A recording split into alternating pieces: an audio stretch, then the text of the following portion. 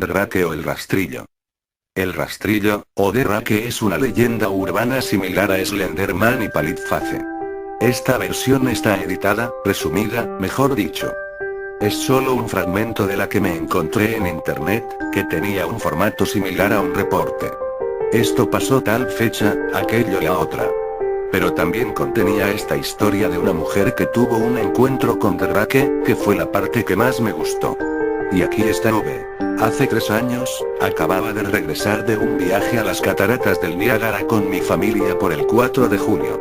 Estábamos exhaustos luego de conducir todo el día, así que pusimos a los niños en la cama y nos fuimos a dormir. A las 4 de la madrugada me desperté con la idea de que mi esposo había ido al baño.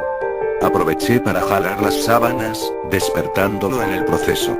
Me disculpé y le dije que pensé que se había levantado de la cama. Cuando me vio, suspiró y retiró sus pies de la orilla de la cama tan rápido que su rodilla casi me tiró. Me agarró y no dijo nada. Luego de ajustar mi vista a la oscuridad por medio segundo, fui capaz de distinguir qué causó la reacción. Al pie de la cama, sentado y viéndonos de lejos, había lo que pensé era un hombre desnudo, o un gran perro sin pelo de algún tipo. Su posición era perturbadora y no natural, como si hubiese sido arrollado por un auto. Por alguna razón no sentí miedo, sino preocupación por su condición. Ese momento, estaba bajo la asunción de que debíamos ayudarlo. Mi esposo estaba viendo sobre su brazo y la rodilla, doblado en posición fetal, ocasionalmente viéndome antes de regresar la mirada a la criatura. En un movimiento veloz se arrastró hacia nosotros, a un lado de la cama, hasta quedar a poco menos de 30 centímetros del rostro de mi esposo.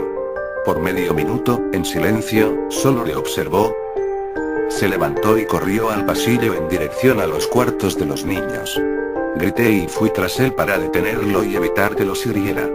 Cuando llegué al pasillo, la tenue iluminación era suficiente como para verlo agachado y jorobado a unos 6 metros a la distancia. Estaba cubierto de sangre y tenía a Clara, mi hija. La arrojó bruscamente y huyó por las escaleras cuando mi esposo le disparó con su arma desde la habitación. Una gran herida atravesaba el pecho de Clara y con esfuerzo se mantenía consciente. Llamamos por una ambulancia, inútilmente tratamos de detener el sangrado, mi esposo maldecía iracundo y lloraba descontrolado. Presenciar la vida de mi hija terminar me tenía paralizada y escuchar los lamentos de su hermano menor ante la situación fue insoportable. Sin darme mucha oportunidad de reaccionar, mi esposo tomó a Clara y la llevó a la camioneta, desesperado por la ausencia de ayuda la encaminó él mismo al hospital. Estoy segura de haberla escuchado decir él es el rastrillo en una débil y esforzada voz previo a que dejara la habitación. Impactaron violentamente contra un camión de carga que frecuentaba la ruta de nuestro pueblo, murieron casi instantáneamente. En pocos días la noticia se movilizó entre los medios. La policía ayudó un poco al principio, y el diario local tomó mucho interés en ello. Pero nada jamás fue publicado, y la nota en las noticias locales nunca tuvo seguimiento. Por varios meses, mi hijo Justin y yo nos quedamos en un hotel cercano a casa de mis padres. Después de que decidimos regresar a casa, comencé a buscar respuestas por mí misma.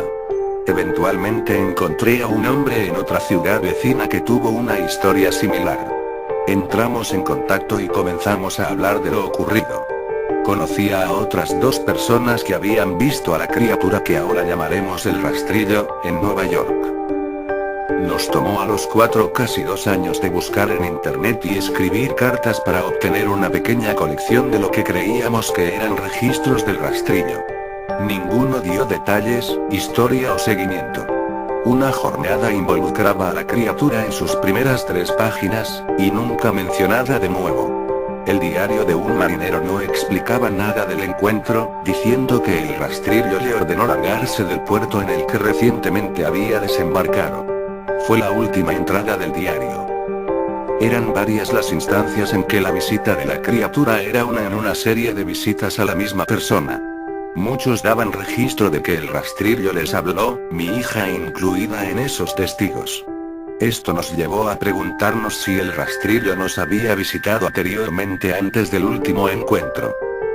Puse una grabadora digital cerca a mi cama y la dejé corriendo por toda la noche, cada noche, por 2 semanas. Oía con interés los sonidos cada día que me despertaba. Para terminar con la segunda semana, estaba acostumbrada al sonido usual del sueño mientras oía el audio a 8 veces la velocidad normal, por cerca de 1 hora diaria. Casi a finales del primer mes oí algo diferente. Una voz aguda, estridente. Era el rastrillo. No pude escucharlo lo suficiente como para transcribirlo. No había dejado que nadie lo oyera. Todo lo que sé, es que lo oí antes, y ahora sé que habló cuando estaba sentado frente a mi esposo. No recuerdo haberlo oído en ese momento, pero, por alguna razón, la voz en la grabadora inmediatamente me lleva de vuelta a ese momento. Los pensamientos que debieron pasar por la mente de mi hija me hicieron enojar. No he visto al rastrillo desde que arruinó mi vida, pero sé que ha estado en mi habitación mientras dormía.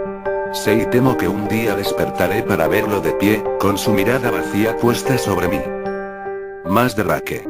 Creepypasta en español creepypastas.com Muebling Kicks 28 Japón.